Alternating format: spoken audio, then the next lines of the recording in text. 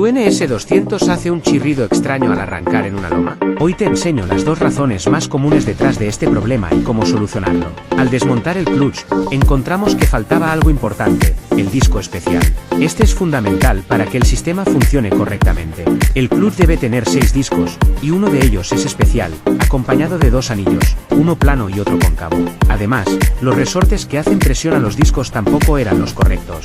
Miren la diferencia entre los originales y los que tenía instalados. Esto afecta directamente la presión necesaria para que el clutch opere sin problemas. ¿Quieres aprender más sobre cómo solucionar problemas como este? Comenta, mecánica, o haz clic en el enlace debajo del vídeo para unirte a nuestro curso online con más de 197 lecciones prácticas.